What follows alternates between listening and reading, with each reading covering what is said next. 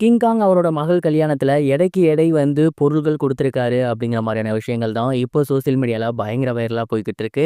என்ன நடந்திருக்கு அப்படிங்கிறது தான் இந்த ஒரு வீடியோல நம்ம பார்க்க போறோம். தமிழ் சினிமாவோட பிரபல காமெடி நடிகரான கிங்காங் அவர்கள் சமீபத்துல அவரோட மூத்த பொண்ணு கல்யாணம் வச்சிருந்தாரு.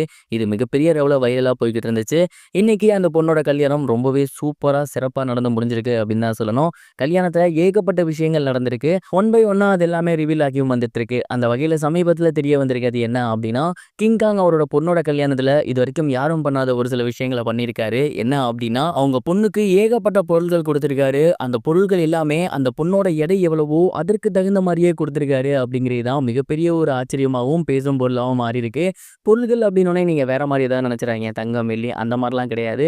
அவங்களோட பொண்ணுக்காக பார்த்தீங்கன்னா, ஏகப்பட்ட நம்ம அந்த சீர்வரிசையா குடுப்போம் இல்லையா? பழங்கள் குடுப்பாங்க, அரிசிகள் குடுப்பாங்க. இது மட்டும் இல்லாம அவங்க சமுதாயத்துல உட்பட்டதோ, இல்ல அவங்க ஏரியாவுக்கு உட்பட்டதோ ஒரு சில பொருட்கள் குடுப்பாங்க. அந்த மாதிரியான பொருட்கள் எல்லாத்தையுமே நார்மலா குடுக்காம, ஒரு துலாபார தட்டு மாரி வச்சு, அதுல அவங்க பொண்ண உட்கார வச்சு, அதற்கு பக்கத்திலேயே அந்த எடை எவ்வளோ வருதோ, அதற்கு தகுந்த மாரி குடுத்திருந்திருக்காரு கல்யாண மண்டபத்துல.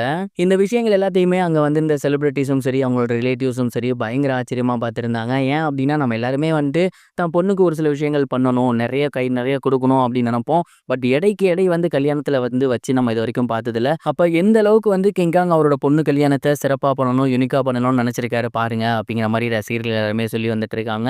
அண்ட் இது மட்டும் இல்லாம அந்த ஒரு கல்யாணத்துல ஏகப்பட்ட முக்கியமான விஷயங்கள் நடந்திருக்கு. அடுத்தடுத்து ஒன் பை ஒன்னா ரிவீல் ஆகி வந்துட்டு இருக்கு.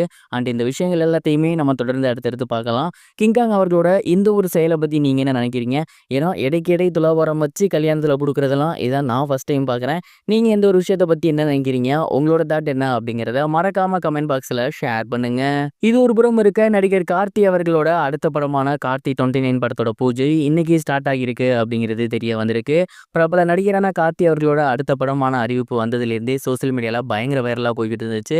அதற்கு மிக முக்கிய காரணம் அந்த படத்தோட டைரக்டர். அதே மாதிரி வைகை புயல் வடிவேலு அவர்கள் இந்த படத்துல கார்த்தி அவர்கள் கூடவே டிராவல் பண்ற மாதிரியான ஒரு கேரக்டர் அப்படின்னும், இது முழுக்க முழுக்க கடலுக்குள்ள நடக்க போற ஒரு படம் அப்படின்னு சொன்னது படத்தோட எதிர்பார்ப்பை எகிர வச்சிருந்துச்சு.